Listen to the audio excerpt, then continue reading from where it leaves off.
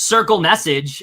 We are back. Hashtag returned. No, I'm not going to do that. I'm not going to do that stupid hashtag shit. But no, I had to get it out of the way. We're back once again, everyone, for the next episode of A Conversation with Kely. Episode 36, Allie. Crazy, I know. 36 episodes we've done this. And once again, I'm here with my lovely and beautiful co-host, Allie. How are you doing today? I'm great. I'm excited to cover this first few episodes of the season, and yeah, my day's been pretty chill. I didn't go to work today, because I have the day off. So yay! Yes, believe it or not, somehow the circle is already back. I can't believe it. I feel like we just talked about what happened in season 2, but alas, we are here to talk about season 3. But we're not alone this time. We do have a guest with us who you literally just saw her last week for Big Brother, but she heard that the circle was coming back and jumped at the opportunity to talk about it with us. So here she is, Gillian. Hi guys, I'm back. I'm excited to be on this podcast with you guys. And honestly, talk about the circle. The viewers just loved you. Yeah, I'm sure. You were such a hit. We just had to get you back immediately. I'm sure. Our ratings went up. Oh, yeah. Sure. The ratings just skyrocketed, for sure. But before we get into everything that went down, Gillian, talk to us about your history with the circle and what you think of this season overall so far, everything like that. Mm-hmm. So I love the concept of the show overall. I've been watching since season 1, and I love Shuby. And when Joey won first season, right? Love that. Yep. Mm-hmm. I love just like Chloe from Too Hot to Handle. She was on season 2, and love Chloe. What's her name? Yeah. So I've loved what's her name? Who won season 2? Delicia. Delicia, yeah. Delicia. Mm-hmm. She was amazing. I'm so happy she won. So she was one of my favorites also. Yeah, definitely. But let's get into this season, because I mean, Allie, we did do, of course, the cast assessment like before this episode, sort of. We didn't really know what we were fully getting ourselves into, but impressions of this season so far. What are you guys thinking? Well, obviously I thought the first 2 episodes were kind of not the best, because there was only a few people I didn't really like, or a few people I liked, sorry. But then as episode 3 and 4 started, or those ones were really, or as we watched episode 3 and 4, it definitely got better. So now I have high hopes for the rest of the season, and like with the intruders, I like them a lot. So we'll get into that. But I definitely feel like I agree with you, Allie. And the episode 3 and 4, you can kind of see more personality and some more game being played compared to the first 2 episodes, where it was very like I don't know, like they just like didn't really get to those like meaningful conversations, kind of like breaking the like showing their strengths and stuff like that. Yeah, I think I kind of hinted at it in our Big Brother video, but I was not a big fan of some of the episodes. In fact, I kind of hated some of them for this first batch. It did get better. And I will say I'm glad we had the 4 episodes, because if they had just released the first 2, this would have been a very rough video to make, because, I mean, you can already see, like, I did not take very many notes for those first 2 episodes. I was just not into it at all.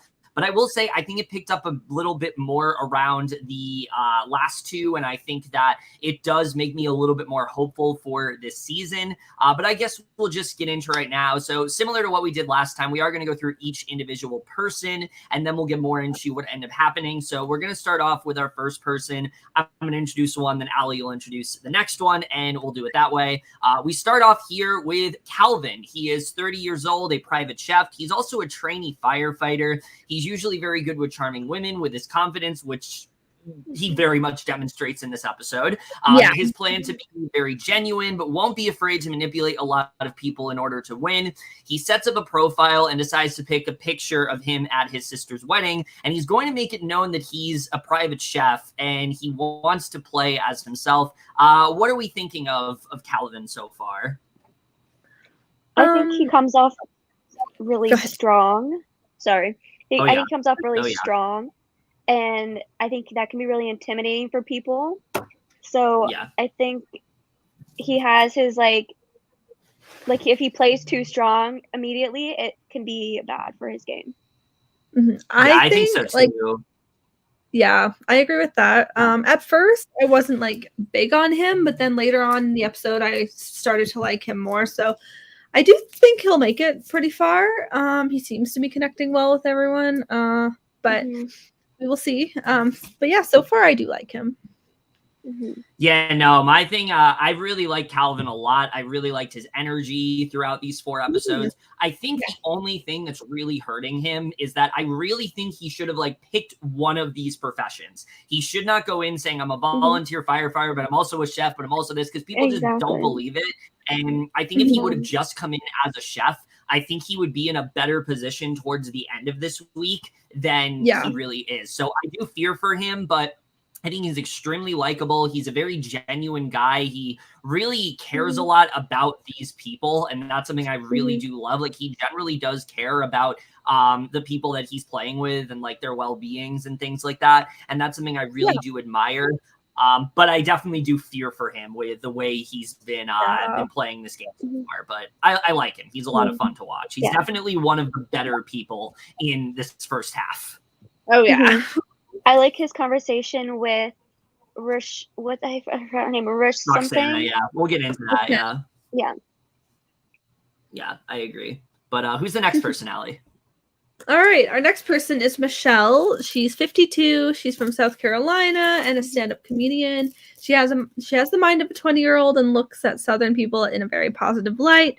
She plans to go in as herself, not thinking she could be anyone else. She wants to be the mom of the season and win everyone over, but won't be afraid to take people out if she doesn't like what she sees. And she selects a picture of her with her dogs for her profile and wants to go in that way. Michelle. Okay. Not Prestige Productions. I mean, Prestige, everyone. It's a great org. Yeah, Prestige. Gillian for Prestige. Yes, definitely. Anyway, there's Liv. Hey, Liv. Shout out to Liv, who's also from Prestige Productions.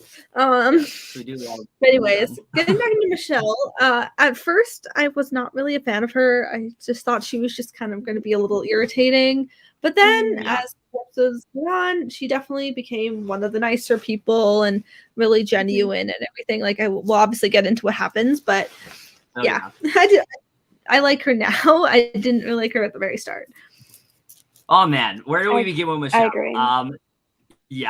Michelle is the kind of person that plays a reality game and you're like, where the fuck did they find you? But then literally, at first I was like, oh God, she's from the South. She's like saying that those Southern people are good, you know, they're good natured. You just don't understand. And I'm like, no, I am not at all. But then as time went on, I'm like, no, I actually really do like her. She's just like a really sweet, like middle-aged woman who I think came in with the best of intentions, but probably without spoiling anything, had maybe the most raw deal that I've seen a circle player ever have. So like, I just think she really got fucked over this season, but I overall ended up warming up to her. Mm-hmm. Yeah. Okay, yeah, Prestige is not a good org. My season sucked. Don't play. Oh, Liv. But yeah, I think that's our thoughts on Michelle. We'll get more into her a little bit. But the next person we're talking about is easily one of my favorites of this group. It is Keisha, known as she likes to be called, Crazy K. She is from Nashville, Tennessee. She's a big Southern belle. She sees herself as honest, super smart, and a little devious. Her dad was an FBI agent and told her to always read between the lines. And so she is a big bullshit radar, which based on these episodes, I'm not entirely sure if that's the case, because her reads are not great. We'll get into that. But she picks a picture of herself as her wearing what she calls bun buns to look less intimidating. She also goes in as herself, and I'll say it right up front, I fucking love Kay, like, as a person. I think she is the type of person that you just love watching on reality TV. Game-wise, though, I don't know if she's playing that well. I already see her in a very risky position. Well, what do you guys think? With her, she's one of my favorites, and I picked her to win as one of my winner picks. And I think she's doing amazing socially because everyone likes her and everything. And we'll obviously talk about what happens later. But it's hard to say. Like, I could see her winning, but I can also see her getting cut short because maybe people will compare notes. Yeah, exactly. I think she has a lot of good relationships with people, and she's not afraid to tell people straightforward, like, this is it. So I think that's really she good, doesn't bullshit, which I like. Exactly. But I agree with Allie where it's like, I don't know if she, I want her to go really far, but with this week going forward, I'm not sure. Yeah, definitely. I don't know. I mean, we'll talk more about it, but I very much do fear for Kay. Not this week, but in the coming weeks for sure. That's Kay. Definitely, I think the most entertaining for sure. Everything we get with her is the best stuff I think of the entire week. So good. But, gameplay wise, I'm just not really sure how she's gonna do. But who's next, Allie? Who's the next person we're talking about? All right. Our next is Matthew. He's 29. He lives in Long Island and is a health and fitness consultant. And he knows with a lot of shirtless selfies, it could make him come across as very shallow. So to help cover that up, he will be playing as his best friend, Ashley. He feels he can be the guy's best friend and the girl's confidant. And he writes a profile about how she is a therapist and that he is making her seem very genuine and sweet. With him, I don't hate him, but I do not love him. I find him so far, I just find him very boring. He just doesn't really have a lot to him. But maybe he'll get better as the season goes on. But so far, I'm just not really a fan. He's just kind of there for me. I agree, and I feel like they haven't. I feel like sometimes I forget he's even on the show. I forget that his persona is even there sometimes because they their conversations are not. There's not any substance to their conversations that he's been having. Yeah, when it comes to Matthew, I agree. He's just overall really boring to me. And I do agree with this. I liked his moment that he has later on about coming out. But literally that's all there is to him. He's gay, he likes Nick, and that's kind of it. There just isn't much more that he's giving me. And every time we come back to him, I'm just really bored. I'm just not really vibing with him at all. So. He's kind of making Ashley just seem very irrelevant in this season. Yeah, no, in general, I honestly think coming in as Ashley was a mistake, because I don't really feel like she's really doing much at all. I feel like she's kind of invisible right now. We'll talk more about that, once he actually gets in there, but just even if whether he was Ashley or whether he wasn't, he's just really boring to me, and he just isn't really sticking out much. So I will say he's better than some of the other people in this group for sure, but not really a big fan. True. Yeah. All right. Getting into the game. The circle chat opens up and Kay, I almost called her Kai. Because that's how it's how that's usually how it's spelled. Anyway, the circle chat opens up and Kay immediately doesn't trust Calvin and finds him to be very sneaky. He, on the other hand, seems smitten by her. Everyone seems to really like Kay, and she is the first to initiate a conversation. Michelle really likes the vibes that Calvin has and looks deeper into his profile, as does Kay, who is won over by the fact he's a private chef. Yeah, I will say immediately. We knew that was going to be important. Oh, yeah. I liked the vibes that both Kay and Calvin were giving off. There's a really good moment with them later on in this episode that I enjoyed a lot. But as you can see already, not a lot of substance going on in this first episode. But we'll get into that in a little bit. But the next person we're going to be talking about is definitely, I think, besides Kay, the person that I think probably has the best shot at winning this entire game, and that's Roxanna. She is 35. She's from Union, New Jersey, so Jersey, baby, let's go.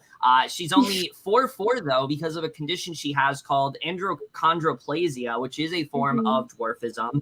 She hopes to be the lead girl in a Bollywood movie, but she also has a very reckless side to her. She wants to go in as authentic as she can and be her real self. She's very family oriented, and she wants to kind of pave the way and show her daughter what can be accomplished in life because of how much she loves her. She does want to hide her androchondroplasia from everyone, until later on, just so there can be some mystery about herself. And I'll just say right now, I fucking love this girl. I really love everything that she is bringing to the table so far. I think that out of everyone, she's probably the one that has the biggest story so far. I feel like she has, we're getting a lot more, and that kind of bodes well for her because it kind of makes me feel like she's going to win this season, just based on how much they're already focusing on her. So I feel really good about her. I really like everything we got with her throughout these 4 episodes. And I think unlike Kay, she's not being too connected in this game. She's not someone that everyone feels great with. She just is finding just enough social connections that I think are going to take her to the end. And they're not just game discussions either. She has some really serious discussions later on, and I really like her a lot. Oh yeah, she's the other person that's my winner pick right now. But she's playing a little differently than Kay. Obviously she's bonding with her, vibing with her, and it seems like they're going to be working together, but she's playing more under the radar, which I like that about her. So I can see her doing really well. I think she's also kind of we will get to Jackson a little bit later. I think she's really funny. I think she's one of the funniest people on the show so far. I think she's hilarious. So I think that's really nice, just to have that type of spice that she brings to the table, which is kind of funny. Yeah, definitely. And I also think she did a good job of deciding to hide her condition, but not doing it in a way to where it felt like she was doing it just because of the game. She just wanted to slowly reveal it. She didn't want to be overly performative about it. She wanted to be hey, this is something I have. It's natural. It's natural for her. She's not going to make a big deal out of it. I really appreciate that a lot. I feel like oftentimes when you have someone like Roxanna, they make that everything about her. You think of transgender players in Big Brother, for example. Every single time they have someone on that's trans, they make that always about them. They did it with Audrey, they did it with Julie. I like with Roxanna here, they didn't make her entire story just her being dwarfed. That's something that she wanted to naturally happen to when she was ready to reveal it, and that's something I really did appreciate. And I will agree. I think she's probably the most genuine person so far, and I think that's really going to help. She is. So can't say enough good things about Roxanna, but we got to move on. Who's the next person we're talking about? All right, our next person is Daniel. He's 20. He's a college student. He loves screaming at his family and wants to be the center of attention. He's going into himself and wants to look young and dumb, hoping no one will see the strategic side of him. He makes sure to get a picture of him looking as skinny as possible so people don't see him as a threat. I already do not like him. I just I just find him extremmy annoying and obnoxious. It's so bad. I said this. I want to like him, but same. I'm oh my gosh, he seems so fun. He's close to our age. I'm he's so young. That's awesome. And then I'm oh wait, I wouldn't even be friends with him in real life.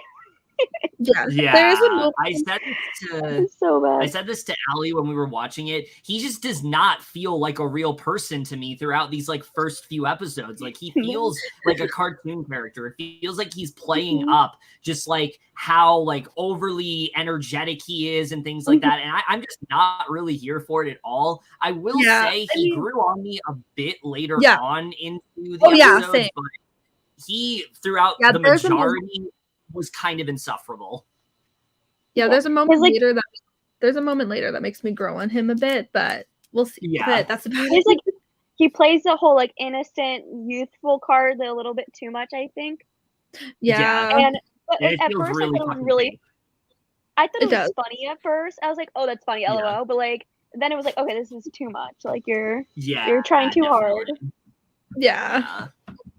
So yeah, not a big fan of Daniel so far, but we do see Daniel and Roxanna both enter the chat. Roxanna starts off, and everyone really seems to like Daniel, who seems like he can't stand Calvin and how much he's like pursuing Ashley. But then we do get the final two players here, which are some of the worst of the ones that we've talked about so far. The first person we're talking about Nick here. He is 27. He has a degree in computer science, allegedly. He works at a big tech company, allegedly. And he plans to downplay how allegedly smart he is and the degree that he potentially maybe has. He's instead going to act, quote unquote, act as a drummer, looking for a good time. He has this weird obsession with girls' eyebrows that he talks about as well in like his intro. I don't know what the hell's going on there. He's like, oh my God, the eyebrows on a woman. They're the most beautiful thing in the world. I don't know about that. And he also seems incredibly cocky and obsessed with himself. So yeah, I don't like this guy at all. I will say, out of everyone that was in the game, he is easily the person I dislike the most. There's a few people in here that I didn't like at first, and they started to grow on me. I cannot say that with Nick. His entire persona so far is that he's a frat bro. He's trying to get with every single woman that he possibly can. He's trying to go for the Bachelor.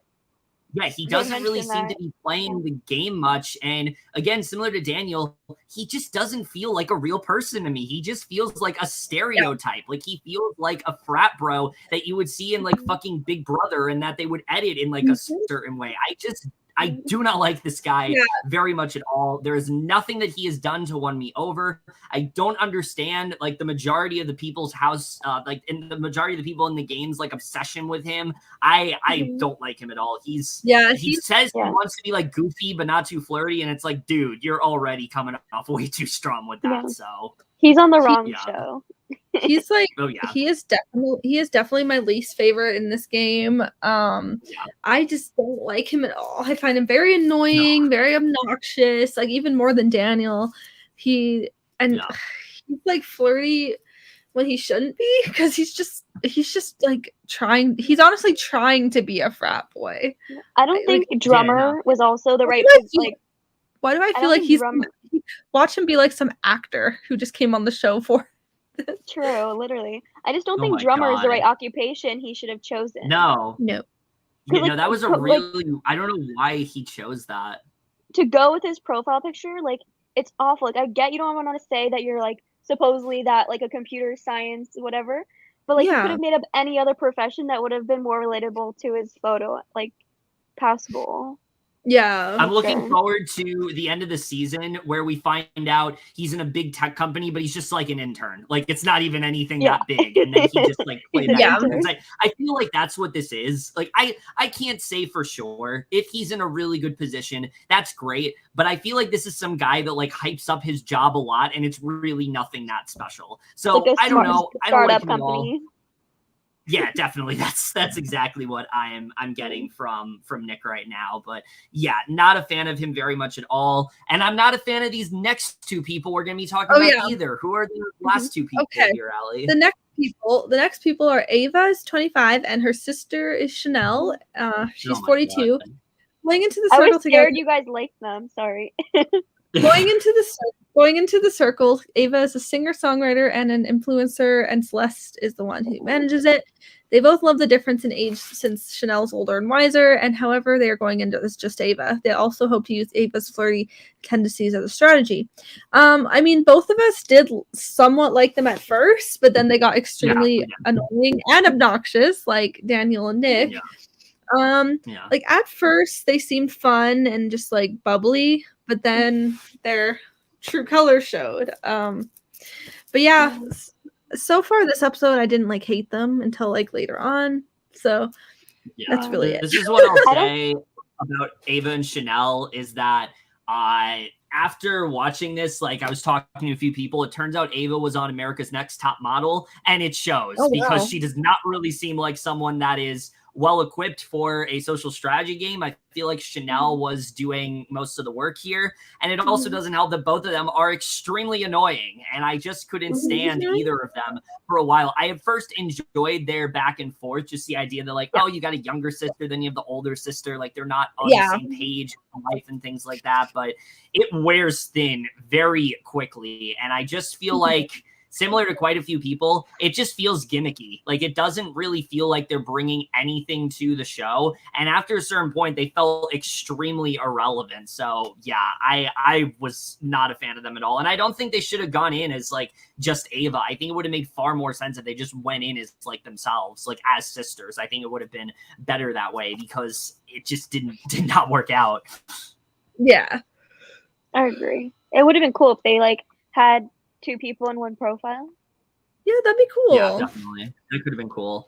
But so that's everyone that we're going to be talking about. We're going to get more into the game here, which there's really not a lot to talk about. Like I said, in this first episode, there's not a lot that happens here. Both of them joined the chat. Michelle feels that everyone is going to go crazy for Nick. I have no fucking idea why, but he immediately takes a look at Ava and feels that he can bond with her since he's posing as a drummer. But immediately we see that Kay doesn't believe that Ava is legit, though. She thinks that there's something off about her. And one of the first things Nick says is hashtag big Nick energy, which seems to be very divisive with a lot of people. I don't really know what he was going for there, but Chanel also doesn't believe that Nick is a punk rocker since he doesn't even have any tattoos, which like, yeah, I mean, that's probably something that is a pretty big red flag, but Ava feels that this isn't something to worry about since, and this was so dumb to me. She's like, oh, well, I listen to Linkin Park and they don't have any tattoos and I'm a model, you know, so it felt like, when people call someone dumb and they're like, oh, well, I have a college, you know, I'm a college graduate, so I'm not dumb. It's like, no, I don't think that's how that works. So they're just like kind of bickering over it. And yeah, I mean, this pretty much shows you the extent of like what goes down in this first episode. People are feeling like Calvin is very much trying to act as the ringleader already. And Kay seems to really like Nick, as does everyone. Again, I don't understand why, because he doesn't feel like a real fucking human being. But Nick then, to add to his frat bro mentality, he then decides to ask everyone what kind of cocktail everyone would be. And Ava responds she'd be a spicy virgin margarita, which they make a big deal out of the fact that they don't believe that she's a virgin. And once again, I mean, I don't know why this matters so much. Like, it's like last season with Mitchell. Like, why do we care that people are virgins? What does that even have to do with anything? I don't know why they spend so much time on it. Yeah, like this isn't too hot to handle. Like this is the circle. But Daniel notices that they all have, this was kind of cool. They all have their own avatars this season. I don't believe they had that before. And he also notices that there's a lot of flirting going on between Nick and Ava. These two seem to be getting very close together. And yeah, so the players then get an alert, and it's time for my favorite part of the show, Allie. It's time for the games. You guys know I love the games so much. No, I actually really fucking hate the games a lot. But I will say, what I do like about the games this season, there's a little bit more substance to them. They put a little bit more, you know, they play a little bit more of a role into things, and I do appreciate that. It seems like they are legitimately learning from that. So good. That means they've watched our podcast. They've seen me rant. No, that's... There's no mannequins. There's no makeup mannequin challenge yet. Yeah, so they're told that they all have a delivery at their door, which all contain foam fingers that either have to agree or disagree to an answer. And when they're all locked in, all the answers are revealed. And they all seem to lie. Every single one of them lies about their answers here. I did not take very much notes at this point, like I said, because this episode was just kind of unwatchable to me. But after the game, once again, Calvin initiates the conversation, and him and Nick seem to hit it off right away, which Daniel is disgusted by, as is everyone is disgusted by this. I'm like, why? Why is this the person you have to be bonding with out of everyone? I'm just like, no, let's not do this. Michelle is rightfully turned off by Nick's arrogance, where I was like, yes, this is where I actually am starting to like Michelle. Like, yes, I don't like his arrogance either. And we see but the good thing is Roxanna and Kay also seem to like each other. As you can see, like I said, I did not take very many notes here. So let's just get into the interesting stuff. Let's talk about the rankings, Allie. Unless there's anything we wanted to discuss in terms of these bonds. I want to say something. The foam finger game, there was something important out of that, was the whole thing with Michelle that said she wouldn't kiss her dog. And I feel like that's important later on in the game because that was like a red flag to people, which is like so stupid. That's so weird. I remember that, but that was so weird. Everyone was like, okay, she's fake. She's fake. And I was like, okay, like just because she doesn't want to kiss her dog, she's a fake person. That was like, so odd. I don't understand, like. And she gave a valid reason. So it's like, I don't know. It was just really funny. That's all I gotta say. We can. Yeah, no, there's not much else to say besides that. And also, I like that, and I also love that Kay and Roxanna are bonding very well. I think they could work really well together. Oh yeah, I like their bonding a lot. Same. All right, the players are then given an alert and are told it's time for the first ratings. Calvin puts Nick at 1, Michelle at 7, and that's all we see from him. Nick puts Ava at 1, Calvin at 2, and that's it from him. Ava puts Ashley at 1 and Roxanna at 6, and that's it for her. Kay puts Roxanna at number 1 and Ava at 7. Roxanna puts Kay at 1. Matthew puts Michelle at 1 and Nick at 4. Michelle puts Kay at 1, Ashley at 5, and Nick at 7. And Daniel puts Kay at 1 and Nick at 3. After the rankings, Kay decides to start a private chat with Calvin, which this was like the moment I really loved Calvin. Oh yeah, this saved the episode for me. This was the moment. So good. Yeah, this was definitely the best part. Oh, yeah. They both seem to really like each other, and she asks how he feels about today's rankings, and he says he's very excited to know about the ratings. And they both seem to be liking each other's energy, and he asks about her picture being black and white, and she talks about how much she wanted to stand out from the crowd, and he bonds over him doing something similar with his bow ties. They both agree to have each other's backs. Yeah, I love this conversation so much. What's really good about Kay and Calvin is that obviously, you know, they've both been through a lot of similar histories together, and it seems like their bond is just very genuine. And I really do like that a lot. I feel like out of all of the bonds in the house, this is the one that I am the most interested in. I want to see more of these two. I want to see more of their interactions because that's just the most interesting part of the show so far for me is the bond between Kay and Calvin. I think there's something really sweet and genuine about it, and I think we really kind of got to see that here. Yeah, I agree.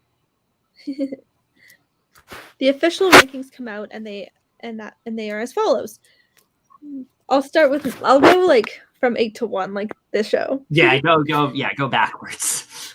All right, Michelle is at 8. Roxanna's at 7, which I was kind of shocked about, but she is playing a very under the radar game though. Yeah, and then Ava at 6, and Ashley at 5, Nick at 4, Daniel at 3, Calvin at 2, and Kay is number 1, which I love that. Yeah, I was so happy with the top 2. Same. It was so good.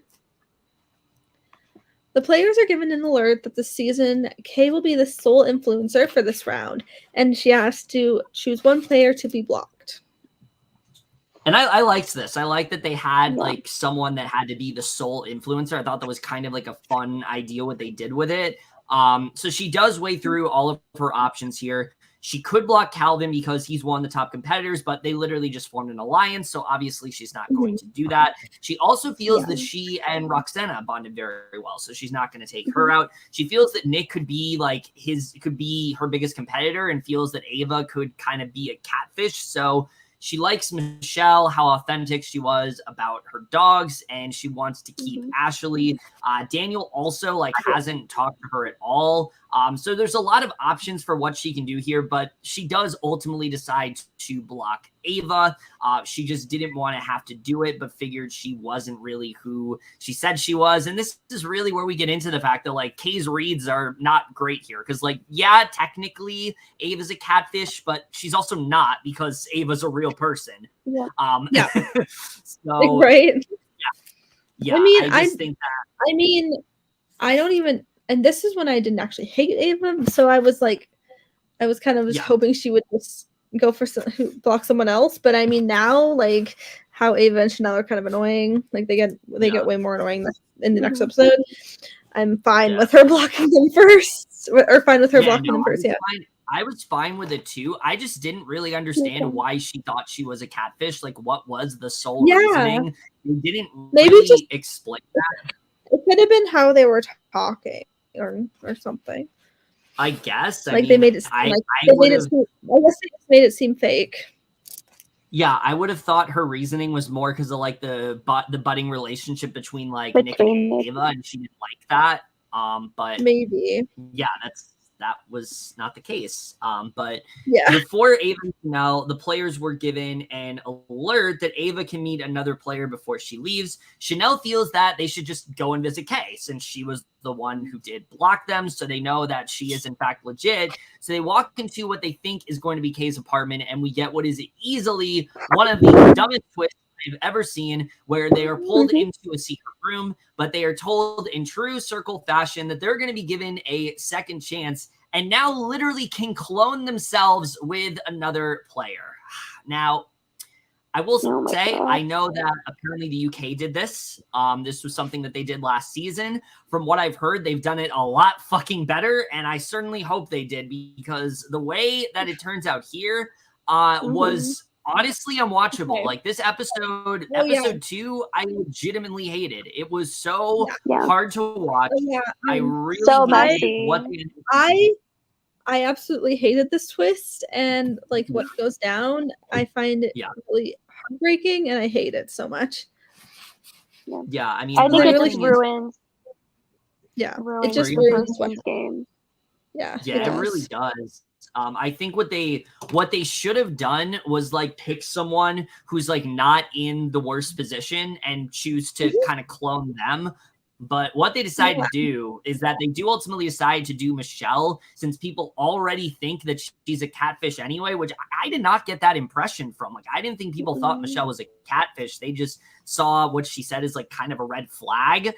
Plus, this cast does not seem to be as, like, obsessed with people being catfishes. So I don't really understand why they decided to do that. I honestly would have picked someone like a Nick or an Ashley, someone who's not too far up, but someone who's not too far down either, someone who's, like, right in the middle. So it's like, you know, it could kind of just go either way, but that's not what they decided to do here. And this was the point where I really started to hate the sisters, because I really just felt like this entire episode, they're just kind of kicking her while she's already down. She already knows she was, like, at the bottom, and they just made things worse for her here, where they go as far as, like, dive deep into her profile to, like, really get into character. They're unsure with how they're going to be able to convey her passion for fishing, which I'm just kind of like, you should not have picked her for that reason. Like, you know, you're not going to be able to convey that. Why did you pick her?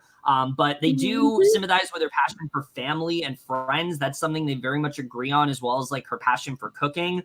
And they have to make it seem like they are, in fact, the real Michelle, and that she is, in fact, the fake one, which I don't really think they needed to go about it that way. Like, they didn't need to make it seem like, oh, this person is 100% fake. They just need to really confuse people. And instead, they try to do this, like, sort of bully type mentality. Yeah, and I just was. I hated this. Yeah, it felt like very much an attack. Yeah, I didn't like it at all what they did. Yeah, but the players then see Ava's message, and they're surprised to learn that, oh my God, she's not a catfish. And she also did it with her sister. Kay does still see it as a victory, since she wasn't completely honest, which, I mean, yeah, she wasn't fully honest there. Unbeknownst to them, obviously, they are not gone yet, unfortunately. They are very much not gone, and they make their presence known throughout this entire episode. Honestly, I just wish they would have just stayed gone. Yeah, no, I don't think they should have been given this. No. Especially The so sisters early, then so get early on in the get game. confirmation. Yeah. Oh yeah, Sorry. for sure. Yeah. Okay. The No, you're sisters fine. then get confirmation that they will be going in as Blue Michelle, but before they do, they get to participate as a circle lurker. This was extremely unfair, I thought. I did not understand. Like, I know they do it for like intruders, where sometimes they like get to, which they do it later on. Like, they get to look over, what's going on. But like, these people just left the game and like they're coming back. They shouldn't really be able to like get all this information. But I don't know. I just felt a lot of this was very unfair, and this was definitely like one of the parts of it. It was very unfair. I hated that so much. Yeah. I just hate this episode.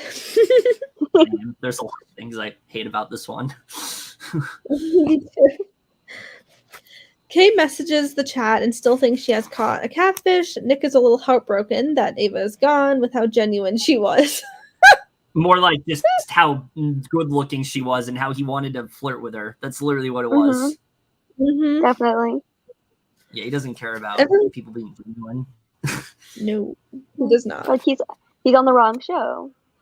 Yep. Yeah, exactly. He should just go on Love is Blind. It's basically the same thing.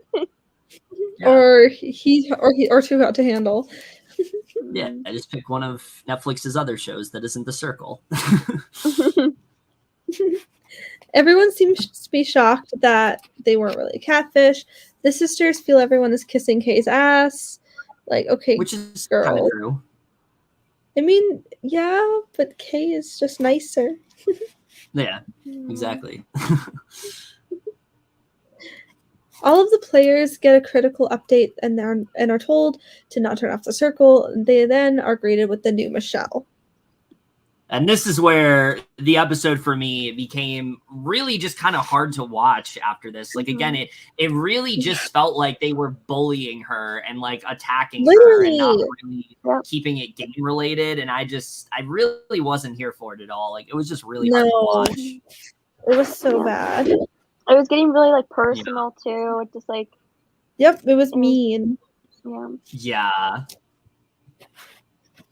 Ava and Chanel then start typing and acting like they are the real Michelle, saying she has been completely honest with everyone and is the only Michelle in the circle with them. Actual Michelle messages and says a similar message about how confused she is. Ava and Chanel are annoyed with how basic her message is and double down with it. However, Matthew seems to think Orange Michelle is the real one. Meanwhile, Kay feels the blue one is real. But Michelle and this is where annoyed. We get into the fact that Kay's like read on things it's just not great, because this entire time he for some reason believes that that Blue Michelle's the real one, and I just don't know. That was yikes. That was sad because she thought she had such a good conversation with her within like the first episode, and then she's like, and then it just like couldn't read that it's not the same person. Oh yeah. Yeah, no. Michelle's annoyed with how she has to prove herself to everyone, which that like broke my heart. Oh yeah. This is where like I was legitimately like feeling bad for her. Like I said, at this point I was kind of like indifferent on Michelle, but honestly through this happening, like it made me like Michelle more because I just really felt for her. Like she didn't even really get a chance to really play the game, and you know, like I don't think anything that happens here is really her fault. Oh yeah, not at all. She just got screwed. Yeah, exactly. They then get an alert that there has been some unusual activity in the circle and announce that Michelle has been cloned, but only one of them can stay. And tonight, one of them will be blocked, and it's up to the other players in the circle to determine their fate. Which I don't like that.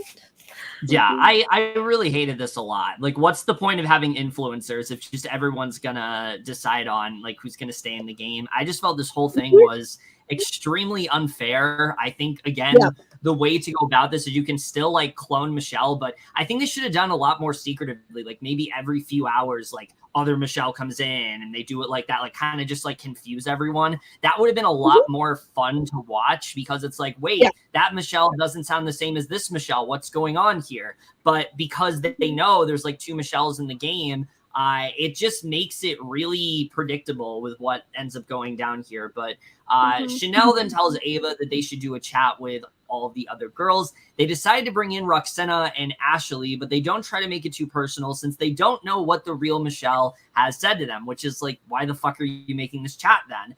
But regardless, they go into the chat. They bring up how much this is bothering her since she was rated last, and she says she's unsure where her fate is and talks about how much she misses her family.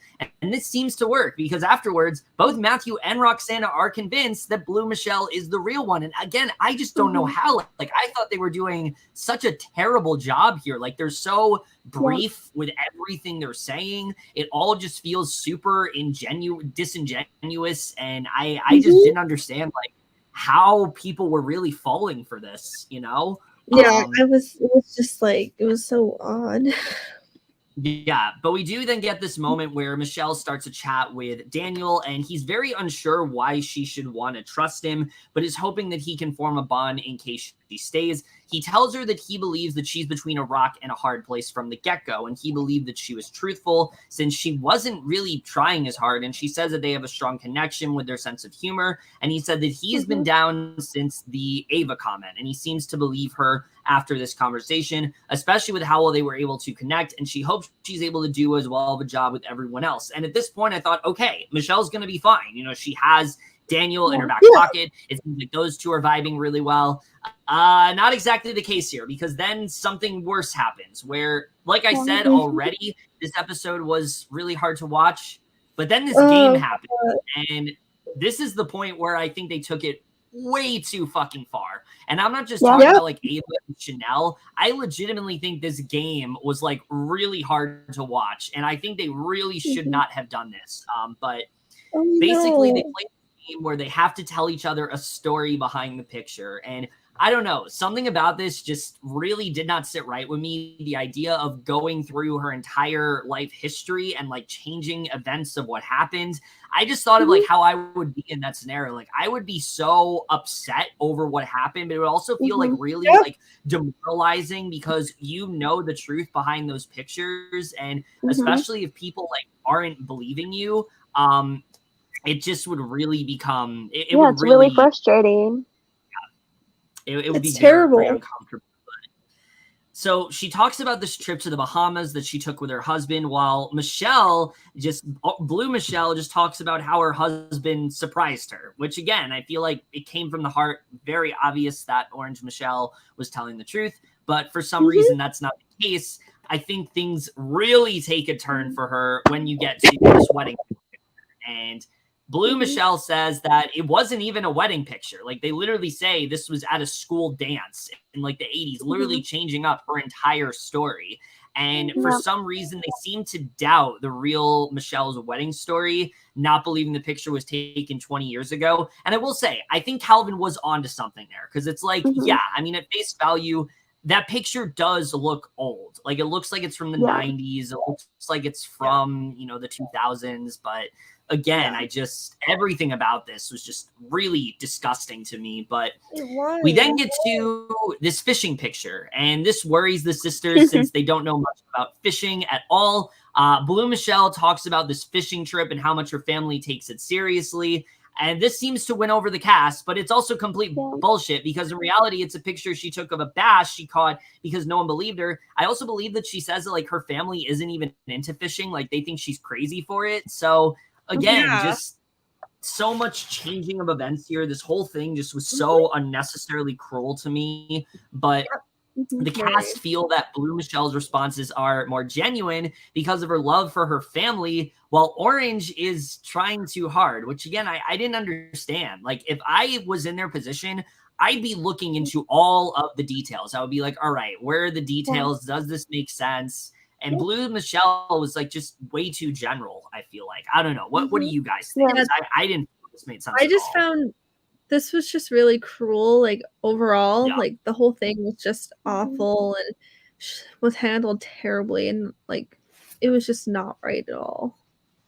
Yeah. No, definitely. I agree. It's just the way like Chanel and Ava like were just like totally fine with it too. They're like, okay, let's just do it. Like, I don't think they realized what they were doing until like later on in the episode.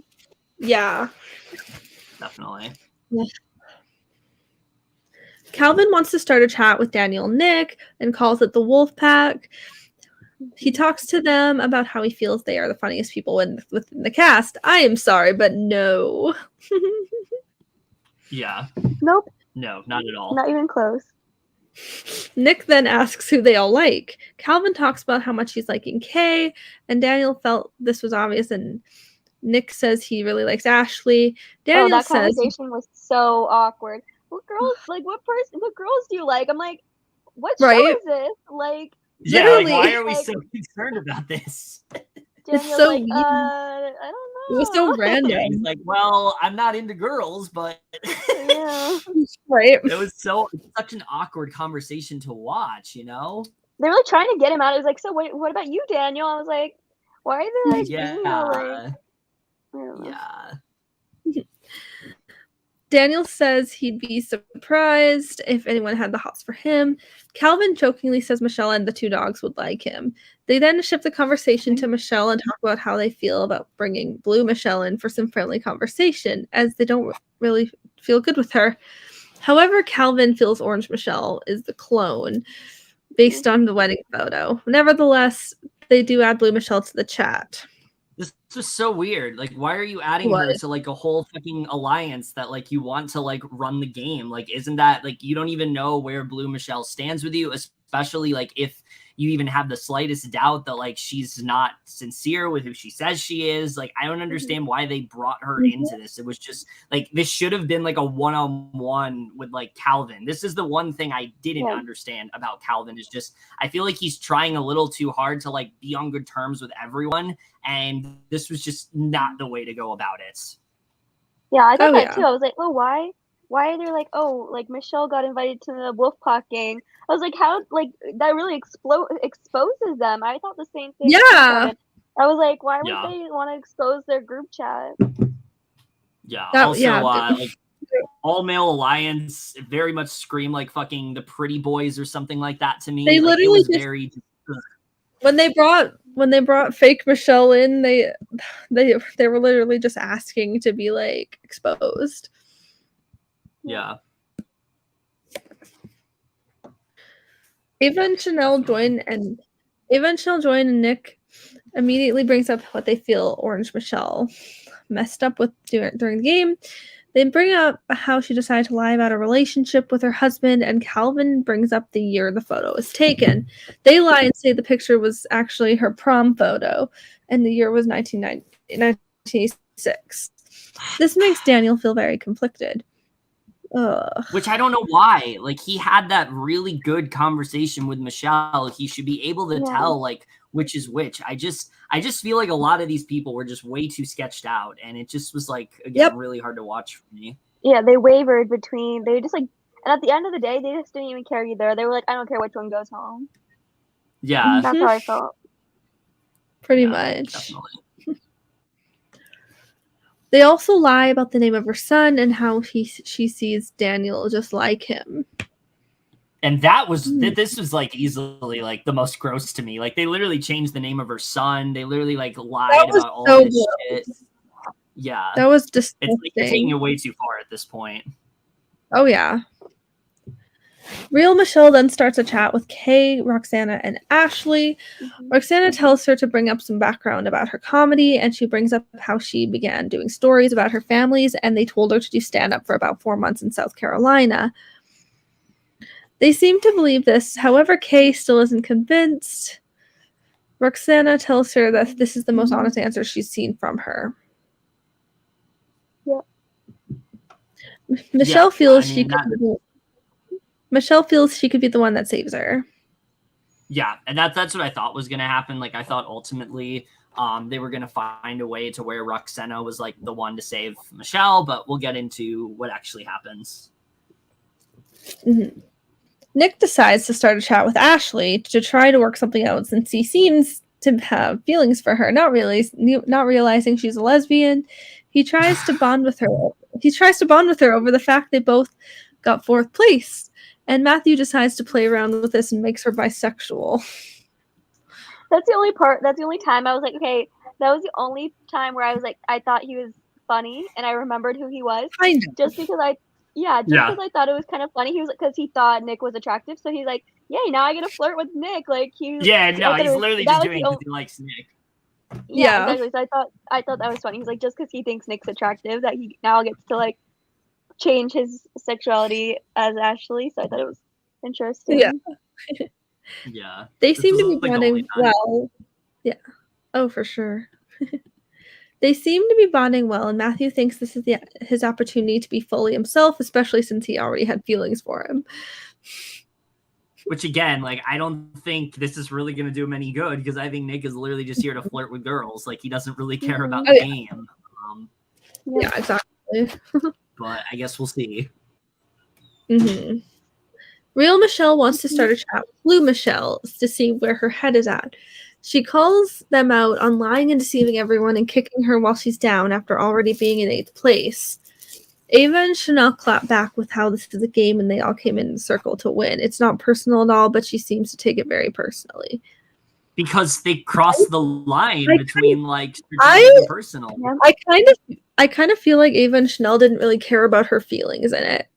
No, they didn't. Like, they literally just like, oh, the game. Yeah. They showed like no vulnerability or anything. Yeah, like if they felt bad about what they were doing, maybe I would like be okay with it. But like it seemed like they were just so okay with just like completely just like tearing her down when they already knew she was like not in a great spot. Exactly. Yeah. She says, though, it's only a game, but what upsets her is that they aren't being truthful to everyone. They talk about how they may not be who they say they are and that their fate is in the hand of other players, which really annoys her since it's about her fate. And she feels really unsafe. She feels extremely unsafe after this. And I think she definitely made the right call here to like message Blue Michelle just to be like, hey, what's up? Yeah. Like, what's going on here? Why are you doing this? Because I mean, in her perspective, like she doesn't know that this is, you know, someone that was eliminated from the game. This could literally be anyone. This could be like a Courtney situation last season where it's like a Joker and it's like someone that was randomly given this power. So like there's so many things that are probably running through her head here. So like I probably would have done the same thing just to be like, what the hell are you doing? Like, why are you trying to ruin my game? I'm totally glad she reached out to them, even though they didn't really give her anything. But I'm just glad she did that because she's a good person. Oh, yeah, definitely. Everyone is then given an alert, and the players are told it's time for them to decide which Michelle to block. And that's the end of episode 2. Very, very rough episode to talk about. Unfortunately, episode 3 gets a little bit better, but it does take a while to get better. Because we then have to go through who everyone does pick. I did not like the way they did this, where basically they have to go to the circle chat. Real Michelle thinks that she has Kay, Roxanna, and Daniel on her side. Turns out she has no one because she's blocked unanimously by literally everyone. That's so sad. I guess they were playing fucking Big Brother Survivor for a second, where everybody votes and everyone has a say as to what happens. But she is in fact blocked here. I hated that so much, and I just felt so bad. And literally, my heart broke watching this. Definitely, especially since it was like a public voting. I feel like that was also hard to like see each other's response also. Like this twist really screwed her over. Yeah, like she wasn't in like a necessarily horrible spot. I think people were just kind of like iffy with her, but I think she could have easily like bounced back from it, especially if this twist wasn't a thing and she goes on to like tell those stories and she has that conversation with Daniel. Like I think she does a lot better in this game. Like I really want to see like a second chance this season just so fucking Michelle can like play again, because like I really want to see her like, play the circle again, because I don't think she was given a fair shot. But she's very sad, especially to see though that Daniel was actually a deciding vote, and that also turns out to be a unanimous vote. I thought at least Daniel was going to have her back. Like I thought he was going to be the one because of the conversation they had to maybe keep her in, but alas, that is not the case. Michelle is then told that she can meet one player face to face, and she does decide, understandably, to just meet the other Michelle because she wants to know what's going on. She has this face-to-face with them. Yeah, she has this face-to-face with them, which I didn't buy for a second. Like, suddenly they're all remorseful. They're upset over what they did. And it's like, if you really felt this bad, why were you so fucking cruel to her? It was such an awkward conversation. Their sisters are being so fake in this. Yeah, that's why it's so awkward. She says that. Yeah, there's a couple other things, though, that she does discuss where she tells them that she's most pissed at Daniel since he lied to her face and tells them to not really trust him moving forward. She talks about how much she really does love Kay and how straight up that she was, and they talk about how much she reminds them of their own mom and cry about what happened. And I'm just like, why the fuck did you do this to this poor woman? Like, if that's how you're feeling, like, why did you choose her? Like, literally, you had 6 other people you could have chosen. Why did you pick her? But whatever.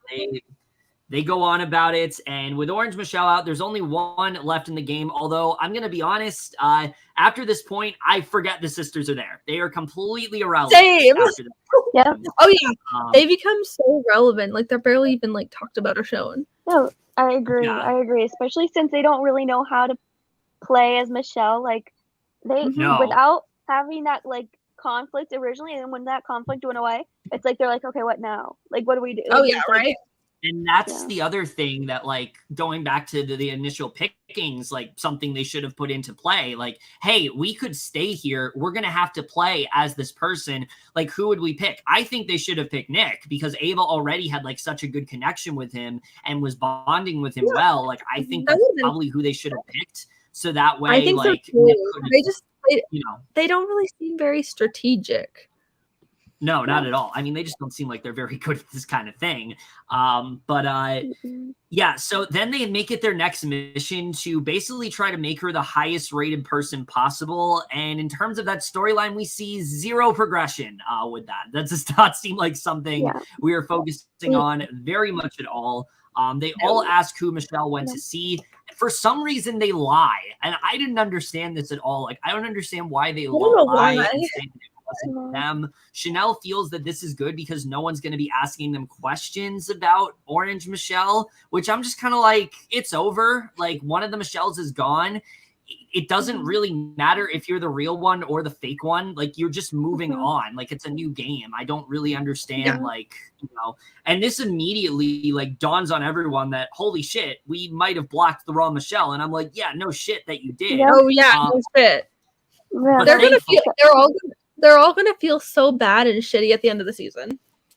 Yeah, for sure. But thankfully, with Orange Michelle gone, we can finally move on to like something that might actually fix this season, in which we get intruders. And thank God for these intruders. That's all I'm gonna say. I'm so excited to talk about these next 2. Yeah. Yes. All right. So we get Sophia. She's 22. She's a college student from Walton Beach, Florida. She grew up in a town in Alabama, which was in the Guinness Book of World Records for most churches per capita. However, she eventually made the discovery she is a lesbian. People always told her she was the ugly duckling of the family, which makes me really sad. So she's deciding to enter the circle as her older sister Isabella. She feels her brains with her sister's beauty will help her advance in the game and is willing to flirt with men if need be. When making her profile, she picks a picture of her sister looking really happy. I adore her. She's like, honestly, she became one of my new favorites already. Like, also she has like that quirky personality like me. So I just find her really like cute, and she'll just I think she could do really well in this game. I think it's sad that she couldn't. I wish she went in as herself. Me too. She's so pretty. I don't know why she's like adorable. I was like, she would have been so like likable regardless. Like if she, I don't know. I didn't think it really. I could see her bonding with the girls for sure. Yeah, I get it, but I think it'll be good. I think she's gonna go far. Yeah, I really like her a lot. I think, like you said, she's very quirky and likable. I think the only thing that could potentially hurt her in this game is the fact that she's not going in as herself. I think that might hinder her because, at least in these first 2 episodes, the only real serious conversation she has is technically about herself. And there isn't a lot that she does, like, as Isabella, aside from the fact that, like, every guy's, like, falling for her. Yeah, I don't know if I see her making it to the complete, like, to the finale, but I can see her making it pretty far, like, close to the end. Yeah, I kind of wish she just went in as herself because I think she would do a lot better, but I really like her a lot. She's certainly better than most of the people we've seen in this cast so far. So I was like, oh my God, a breath of fresh air. And then we get someone I like even more in Rachel. So she's 24. She's a marketing manager at an advertising agency. She is catfishing as her best friend's boyfriend, Jackson. Very interesting conversation. So funny. It was so funny. But basically, she picked Jackson because men are judged way less on their looks, which is kind of true. She feels that he can be good with the girls, and he's not super douchey about it either, which is good because we don't need another Nick. She plans to flirt a ton, which is going to help her since all of her friends are, in fact, guys. So she has a lot of experience with that. And when making her profile, she wants to use her own occupation just to make catfishing easier for her. I absolutely adore her. And my thing with Rachel is that, like, Sophia, I really like personality-wise, but out of the two, I see Rachel making it really fucking far in this game. I think she's already doing a lot of the right things. The fact that she isn't afraid to flirt with with girls because most of her friends are guys. Like, she's not afraid of doing that at all. The fact that she already is going in as her own occupation, it's also really good. I've seen a lot of people like play the circle and they flop just because like their occupation doesn't make sense and they don't know anything about it. So I like the fact that she's not hiding about that. The only thing she's really changing is, that she's Jackson. That's the only thing that's different. And I think she's already doing a really good job of like integrating herself into the game. So I see Rachel going really fucking far, and I really like what she's doing. Yeah, she became one of my other favorites as well. I can see her making it to the end because she's just very bubbly like me. Both of these two girls kind of have similar personalities to me, but but like I just see her. She's already like bonding with everyone and being very social, and she's got the flirt strategy, which will be really good for her. And so that's taken and. Like, how she's like a guy's girl. She'll bond with all the guys, and I can see her bonding with the girls too. But obviously, so I think I can see her either winning or at least making it to the finale. I think so too. She covers all the bases that I think that Isabella like hasn't really done yet. Yeah. Yeah, I think while Isabella's kind of having issues with like making herself like Isabella, I think that's something that Sophia's kind of struggling with. I don't think Rachel is struggling with that at all, and it's just because of the fact that like she knows how to be a guy like really well. She has a lot of friends that are guys, and I think she just has more experience with it. So Rachel's then told though that she is one of two new players, and she gets to chat with the other one. And I love when they do this. They did it last season. They do it again here. So Sophia feels that they could already be a really good couple, which is really funny. She messages Jackson. They talk about how much they are freaking out. Rachel loves the fact that someone else is in here with her that is also new, and they feel this could be a really good advantage for both of them. And really funny how they're both catfishes and they're both like, with each other as the other, as someone else. I thought that was a really fun exchange overall, but I really like it too. Honestly, I love this. I can see both of them working really well together because of this. Yeah, I think so too. So the players then get to play a game, and I have to say, this type of game, this is more of what I want to see. Like, this is much more relevant to the game. It actually does have an impact on things. It's not just stupid fucking like trivia that doesn't mean anything. Like, this is much more of what I want to see if they're going to do these games. So they each have to take a picture from their past that they would want the players to see. This photo will also be permanently on their profile. And this is the moment where Roxanna finally decides to just drop the bomb that she is in fact dwarfed, and people finally know her heights. And I love this. I love the way she did it. She did it so nonchalantly in a way that wasn't a big deal. And it was such a good moment for her where everyone's just like, surprised at first, but are really proud that she just, came out and told them. I thought it was a really great moment for her. And I think it is something that is going to help Roxanna get some longevity in this game. Yeah, this was really sweet. Like, good for her game, honestly. Yeah, for sure. No, I agree. So the intruders are then added to the chat. Calvin plans to add Jackson to the wolf pack if he's on the same page with them. And I'm like, no, I don't want anyone in the wolf pack. Like, wasn't expecting that. No. Yeah, no, we're not doing that at all. I need someone to like expose that alliance, so that just can't be a thing. Yes. But we'll have to see if that happens. But all of the girls seem to also really like Jackson, which I mean, okay, Jackson, I get it. I don't get it with Nick. I do get it with Jackson because the way that Rachel is portraying him, I totally understand that because he actually seems like a real fucking person. He doesn't seem like Nick, which is just like, I'm a frat boy. I want to flirt with all the girls. Like that's Jackson's way more like not as attractive. Oh, yeah. Yeah. So the chat opens up and Rachel is immediately into Calvin, but knows that she can't be too obsessed with the guys, obviously. And Calvin also talks about how much he loves Roxanna's photo. And Sophia, meanwhile, is looking through Nick's profile, and she's a bit worried considering that she's not actually from the same place as him. And this is where I think we start to see some issues in that there's a lot of things that Sophia just didn't really prepare for. And someone being from the same area as her sister is definitely one of them. It doesn't seem to be an issue yet, but I do think further down the line, that could be a real struggle for her. Mm-hmm. So Rachel also really likes Kay, thinks that Jackson would be a great ally for her. And Roxanna then starts this private chat with Calvin. And this was a really, really great moment where they talk about how happy she was that real and loved her photo. Yeah, he says that he feels like she needs to be appreciated for being her. Roxanna talks about how much ignorance that she's faced for being small and was tired of people telling her what she couldn't do, so she showed them. And he also understands considering there's a lot of discrimination that his sisters have faced, you know, whether it was through their race, whether it was just who they are. And she loves that she's able to connect with him since she hasn't really done so with any of the other guys left. And like I said, this is why I love Calvin. Like, he keeps it real. He's a genuine guy.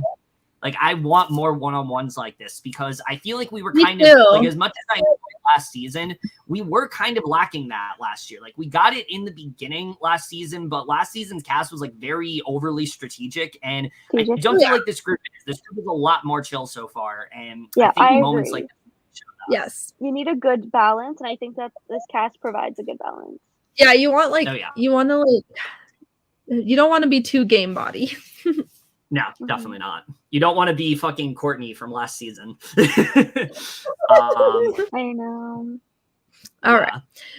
Rachel talks about how her mission is Jackson is for him to either find a girl best friend or possibly even a love interest. She starts up a chat with Kay and flirts with her a bit. Rachel feels a bit out of her element, but seems to do a good job talking about hot yoga. Kay now feels good with both Calvin and Jackson. Kind of like a Chloe, Mitchell, and Trevor sort of story. Yeah, I didn't think about it like that. You can tell just from the editing, at least for me, like that's kind of what they're doing here. They're trying to have another like Chloe and Trevor type story. And I hope they're able to because I really do like the bond that Kay and Calvin have. I just worry for both of them with how they're playing the game so far. But they just need to be really they need to be really careful. Yeah, definitely. It's now time for everyone to take a flashback quiz in which players will compete to get some party invites, in which Sophia and Rachel will be asked the questions, and if they both get it right, they win 2 invites to a circle player. They do, in fact, win 2 invites each. Which, like, this is the shit I don't give a fuck about. Like, this just feels like filler to me. I don't care about this. I could skip that. It's just random filler. Isabella picks Kay, and Ashley and Jackson picks Nick and Michelle. All the other players are buffered for the evening. Which was kind of funny. I do like the idea that they were just kind of sitting in a room and there was nothing on the screen and they just like had to entertain themselves. Like that's kind of a fun sort of chain of events. Funny. The way that all went down. Yeah. Nick decides to start a private chat with Isabella. Sophia does her best to make herself sound straight and into him, and he seems to buy into it. Nick then tells fair, there isn't a lot of convincing Nick. I don't think there's a lot she needs to do here. Not at all. No. Like, Nick you're cute, and he like falls in love with her. Yeah, no, that's all she needs to do. Nick then tells a lot of details about his life and how much he likes her. She also brings up how she needs to find a good bar in Seattle to bond with him. He says he felt a bit salty he wasn't her pick to the party and wants her to make it up to him. She feels this is great for her since he wants to keep her around for a while. Mm-hmm. And that's the end of episode 2. Yeah, I didn't understand why he was like upset about that. Like, it wasn't really like they were bonding much, but like, whatever. I mean, it's a conversation with Nick. It's pretty useless at this point. There isn't really a lot to discuss there. But like I said, at this point, like I was like, okay, I'm actually feeling a little bit better about this season. I like where things are headed. It gets thankfully even better in the next episode, which was easily the best for me of the 4 we got. Oh God, I thought this episode was really good. With a lot of good, combination of the serious conversations, but also a lot of good gameplay. Just in general, I thought this was easily the strongest episode, but we're just going to get into it. So we do see Ruksana, Daniel, and Calvin. They bond over not being invited to the party last night. Daniel asked about Spin the Bottle, who they would kiss. Calvin said that it would be Kay. I don't understand why these people are being so public about the people that they're bonding with, but okay. Daniel says that.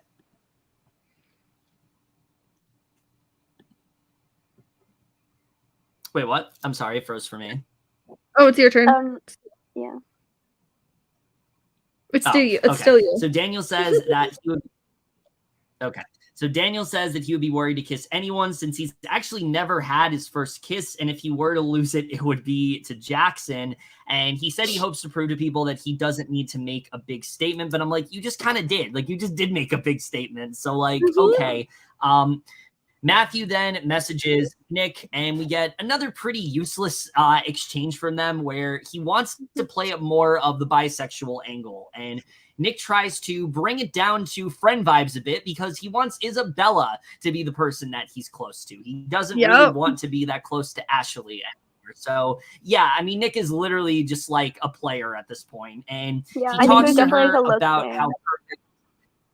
Yeah, no, literally, that's what he's doing. Basically, he talks to her. I'm so excited for when Nick's eliminated. Yeah. Oh, I really hope it's soon. I really hope it's soon. He talks about how perfect her profile was and how he needs to get to know her better. And they agree with feeling good about Jackson as well. They both feel really strong about their connection. I don't give a fuck on what's going on here. So let's just move on. Ava and Chanel, remember them? They're still in this game, right? Yeah, they're still here. They decide to message Kat. They're still there. I don't remember them. Yeah. Somehow they're still here.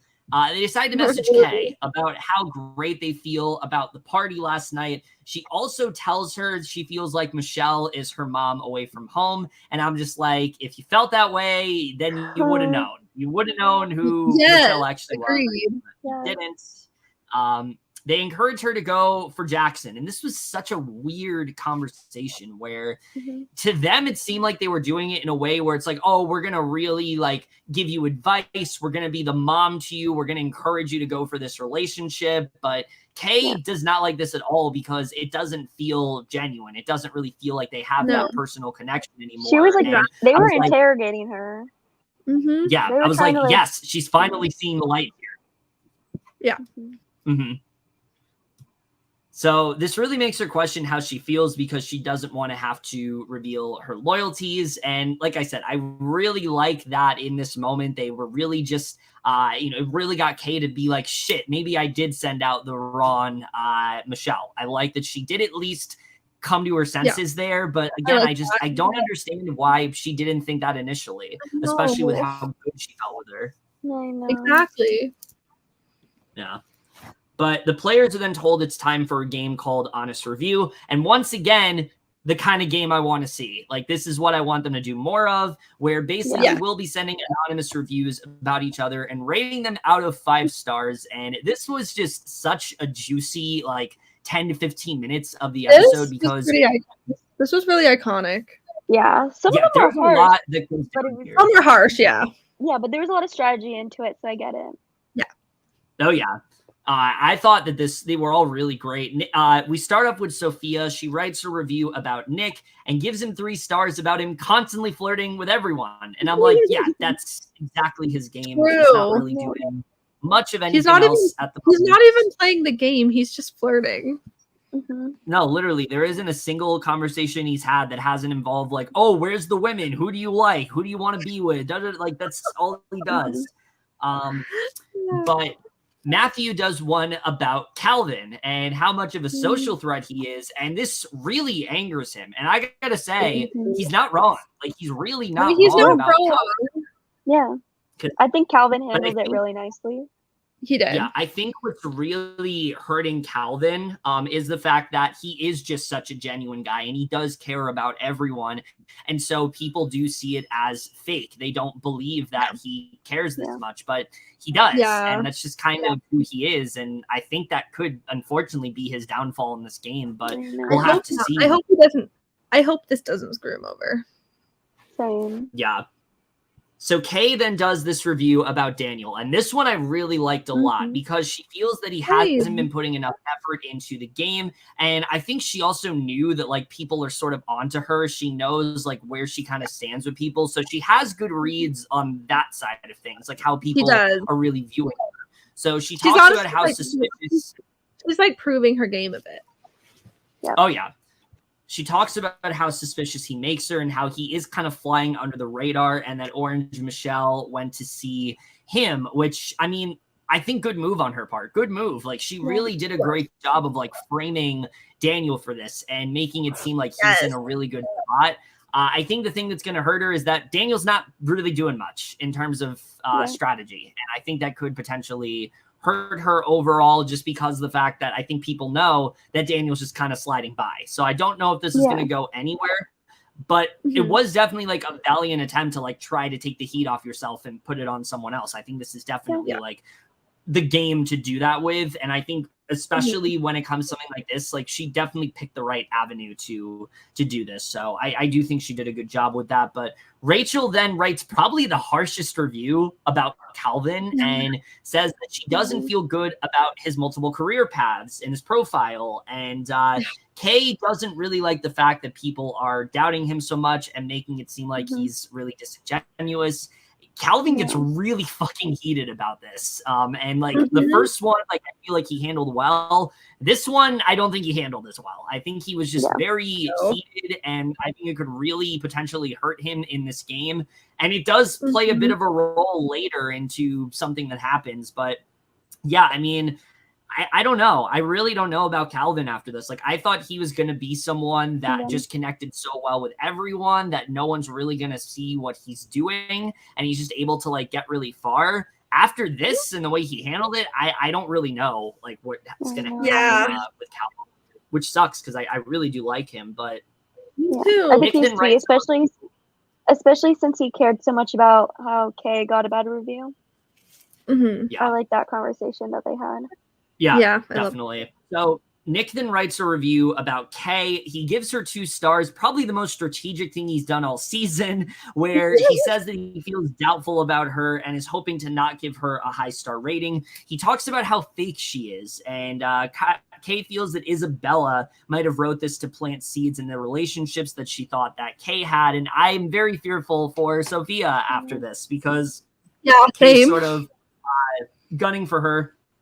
Don't really understand why Nick did this. I feel like he just felt like he was doing something, and I think he did do something, but I don't think it's the something he was hoping he did. So I don't think this was that successful at all. I think Rachel's with Calvin, that one's really good. What she tried to do there. I think Kay's with Daniel was really good, but the other ones, I'm not entirely sure. What some of them were thinking, but like I said, this was a really good segment. I like that we actually had a game that has legitimate stakes moving forward. I want to see more of that, and I like what overall ended up happening. Daniel starts a private chat with Ruksana, which she is caught off guard by, but he says he feels like she's the only one who could talk this out, and says he's feeling really homesick and that she's a mom and was hoping she could see how he's feeling, and they bond about loneliness, and he also feels like he was letting his family down with his rating, and they form a very genuine connection. This is actually this segment that made me like Daniel a little bit more. Like, he's definitely growing on me a bit. Me too. Like, I I don't love him, but he's not as bad as we thought. Yeah, I actually liked this conversation quite a bit. It was the first time that Daniel felt like a real person to me. He didn't feel like he was just like trying too hard because he knows he's on reality TV. Exactly. He felt genuine. This felt like a real person that's like worried about perception, how people are looking at him. Is he letting down his family? You know, I feel that. I really do feel that. I feel like, you know, we've played games before and we think about like, how are people perceiving me in this moment? I think that's a big part of, you know, when you do a show like this. And so I really did feel for Daniel here. But I also think it's really good for Roxanna because this was someone that did not think much of Daniel before this interaction. She's like, this is a really weird interaction to have. And after this, I think the two of them are probably going to be a lot closer moving forward and be on better terms. I can see it. And this puts Roxanna in a good position. This puts Roxanna in a good position going forward, I think. Especially when we were talking about how she like is very strategic on who she has connections with, and regardless if she made the first initiative, she still now has Daniel in her back pocket. Yeah, definitely. And I think the other thing that is really good for Roxanna is I think that the relation that Daniel wanted to have with Michelle, he's going to have with Roxanna. So again, everything she's doing, I feel like she absolutely is like my winner pick moving forward, especially after this interaction. I think she's Honestly, I think my winner picks at the moment now are either Ruksana or Rachel. Yeah, those are the two I think that are doing the best. Just based on what's happening so far. Oh yeah. The players are then given an alert and they are told it's time for them to rate each other. But barring Isabella and Jackson, because they are intruders. Calvin puts Kay at number 1, obviously. 5, Michelle at 5, and 6, Danielle. Danielle. Yeah. I always say Danielle instead of Daniel. Then Daniel at 6. Michelle is too high. Yeah. Fake Michelle. Matthew puts Nick at 1 and Calvin at 6. Honestly, Matthew's kind of irrelevant these days too. Yeah, he really is. He's not doing much. Yeah, you can tell by his rating. So like him and his sisters are very. Apparently, I can't talk right now. You're messing up everything today. Him and his sisters are very irrelevant. Apparently, officially. And then Nick puts just Ashley at number 1. Daniel puts Ruksana at 1. After that conversation makes sense. Sophia puts Nick at 1 and Ashley at 7. Rachel puts Nick at 1. Ava and Chanel put Kay at 3. Kay puts Michelle at 4. Ruksana puts Michelle at 6. And then with the rankings done. Not feeling great with Michelle. No. Well, with the rankings done, Matthew decides to start a chat with Isabella. As Isabella, she talks about a rough relationship she's had, but also over her sister, who is her, being part of the LGBTQ. Matthew tells a story about his father not being okay with him coming out and nearly poured holy water on him, and has put a strain on his relationships since then. They both love getting to talk about themselves without actually being themselves. I actually kind of like this. Me too. Oh yeah, I liked it also. This was the first time I was like actually enjoying Matthew because I was like, okay, now we get to open up a bit about who you really are, a personal struggle that you've gone through. But like I said before, this is the only real conversation that Sophia's had, and it's about herself. It's not about the person that she's pretending to catfish as. So that kind of makes me worried that like I don't really. Is she going to be able to keep up? Yeah, I don't know. It's kind of honestly, persona. It's worrisome for her. I really wish they did the like clone twist with someone like her because I think she needs it. Like I think she absolutely needs it. I think she should not have gone against her sister. Oh yeah. But yeah, I like that Matthew and Sophia got to have this conversation just because it was just a very very important one, which that they got to open up a bit. It's like the only thing that Matthew's done where I'm like, okay, now I'm actually noticing you. You're not just like boring to me and talking about Nick and how much he likes him. Exactly. Calvin talks to Kay and hopes she's doing okay after her interview and says that he will deal with the criticism. She lets him know she's good and he asks his thoughts on the players. He says he's vibing with Nick, Daniel. I almost said Daniel again. Nick, Daniel, Ruksana, and him. He also says that Ashley hasn't talked to him at all and he believes Michelle is responsible for his bad review. Kay agrees there's something off about Michelle. Again, just love the conversations that these two have. It feels so real. It feels so genuine. Yeah. I think that they should have honestly they did. They should have thought of that before when the other Michelle was in. Yeah. But I mean, I do love what happened. I love. Oh yeah, go ahead. What happens here with like Michelle was like 100% kind of their fault. Like they should have known that like this was not the real Michelle, because I think if real Michelle was in the game, I don't think she goes here. I legitimately don't think that happens, but that's I don't think so. So we do get to the official rankings. What were you gonna say? I was gonna say that I just like you said, I love their conversations. They are super genuine, and they're definitely two of the more genuine like players in it. So like them and Ruksana. Yeah, I agree. Especially since they're playing as themselves. Like the three of them are playing as themselves, which is really important. Yeah, for sure. But we then get the official rankings come out, and they are as follows. We see Michelle is right at the bottom once again. Then we have Ashley at 6, not surprising. The one that is very much a big deal is Calvin is now all the way down to 5. So was very worried for Calvin here, especially if the wrong person wins influencer, because we know that Matthew said he's kind of gunning for him. Daniel is at 4. Nick is at 3. Once again, way too fucking high. We have Kay at 2, and Roxanna is in the top spot here. So once again, honestly, so happy. Influencer.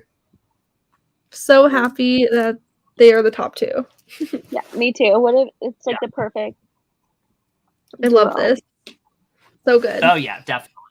Like I said, though, I do worry, like as much as I love the fact that Kay is an influencer, her being an influencer 2 times in a row, not exactly great, not the best position for her to be in. And I kind of do fear for her after this, because I think people are going to start to catch on to the fact that like she's winning a lot. Everyone feels good with her. They could potentially snipe her out of the game. But I do think Kay is a good enough spot to where she has a lot of people that are going to bat for her, especially Calvin, especially Ruksana after this.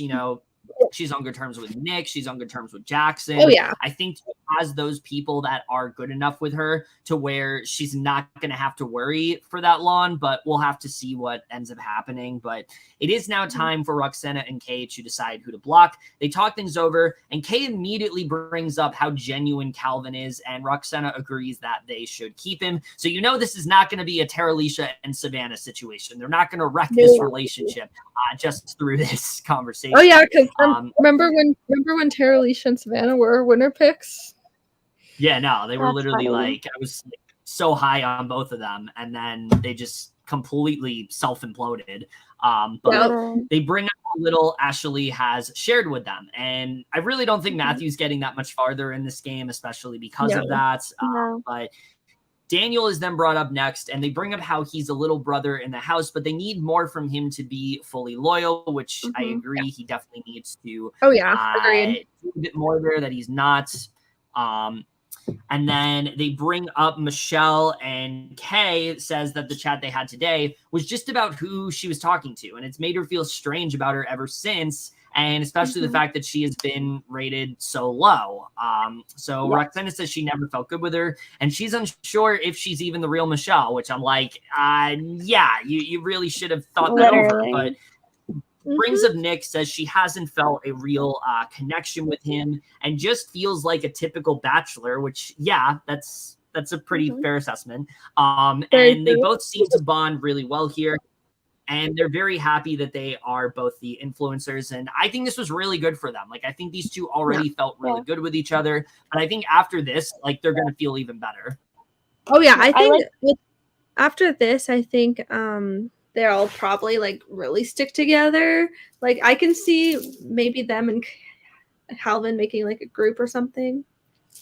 That would be interesting to see. I think it was also interesting to see how similar but different their games are, because Ruksana is like more under the radar and Kay is definitely like front and center, so it's like you kind of see like they do have the same strategies, but you can see kind of how Ruksana is playing a little bit better game than Kay. But it was just funny how a lot of when they were going over each person on like who they wanted to take out that or like to block from the group, it was interesting to see how they were like had the same opinions, or they're kind of like trying to get more information out of each other, which is interesting. Yeah, which especially this early on, it's like it's really good that they're both on the same page with basically everyone, because I think that's going to take them both really far in the game, like as allies. So it's now time for them to reveal their decision. However, unlike most blockings, this one's going to be done face to face. And I'm just like, why are we twisting things up? Like, why is every blocking just so weird this season? I don't think this was nearly as eventful as they thought it was, because it is basically the most predictable result where Kay knocks on the door and she does block the sisters. And thank God. This was such a random like way to block them, but like I am very happy that they blocked the sisters for sure.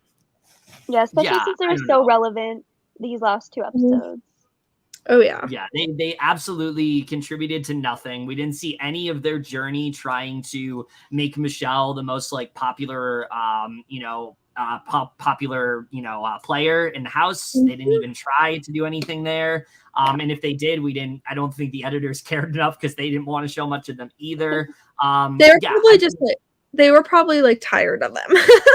Oh yeah, I mean, as they should be, but I think they made the right choice for sure. I think definitely this was the right choice in blocking the sisters. I just wish that they didn't make such a big deal out of it, because it was so predictable what was gonna fucking happen here. But that's it. That's everything that happens in these first 4 episodes. I know that was a lot to get through. But like I said, I'm feeling better about this season now that we have these 2 intruders in here. Sisters are gone. We're done with that bullshit. You know, we do still have Nick, who I can't stand. We got Matthew, who's really boring. We have Daniel, who I'm slowly starting to warm up to. But everyone else I'm liking. Everyone else left I'm liking at this point. And as long as those people like stay in the game, I'll be content with this season. I don't think that I will say, no matter what happens, I don't think this cast is as good as like last season's. I think last season's cast was just way more likable to me. Last season was so good. And you need to watch season 1, because that one was amazing. I do need to get on that. I like season 1 had a lot of genuine connections, which I really liked. Oh yeah. Yeah, for sure. The best were Sammy and Shuby. Yeah, I love Shuby. Even though I didn't like his take on he doesn't like social media, and I was like, you're literally on a social media show. How can you say like all these negative things about social media? What does he do? Just like put a hashtag and then be like, oh, why did I do that? No, it was like after he was like probably just he didn't say it while he was on the show, but at the finale, after he was like getting it was like the interviews at the end, and he was like, yeah, I hate social media, I think it's an awful thing, like all this stuff. I mean, and I was like, honestly, like I get it, because it can be very toxic. No, I do get it, but it was just like all bashing it, and I just like to see the positive on things. Like positive side of things. And I like, obviously, like us, we like to have a positive outlook on social media. Yeah, definitely.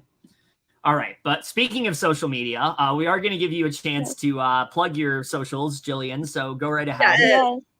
Okay, so follow me, guys, Gillian_Leigh_, and I retweeted this link, and I'll be tweeting more about the circle as the season goes on. Absolutely. Very excited to see how the rest of the season does go. There's more episodes coming out tonight. So I'm excited to see what happens, even though I will say right now, don't go on to fucking Wikipedia because they already spoiled someone that gets blocked in the next few episodes. And I'm really annoyed. So I need to see it. I love spoilers.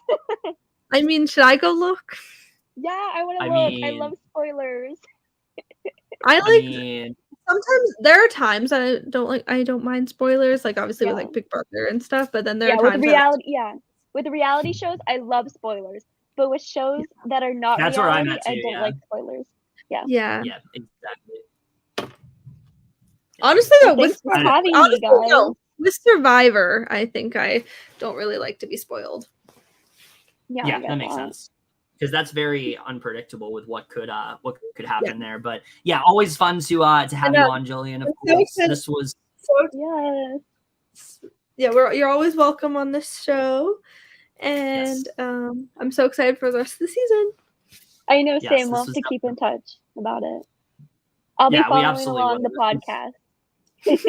Yes, for sure. This was a lot of fun. Very excited to see how the season plays out. Hopefully we stay on the good side of things. I don't want it to go downhill again like those first few episodes because that was kind of rough, but I like where we overall are at, and we'll have to see where things do go. But other than that, you can also look forward to a lot of coverage from other shows. What are we covering, Allie? There's a lot of stuff.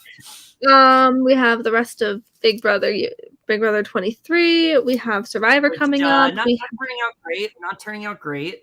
Big Brother. We'll get into that when we're there, but not great. Yeah, we have rest of Big Brother. We have Survivor coming up. Yes. And we have obviously the rest of the circle.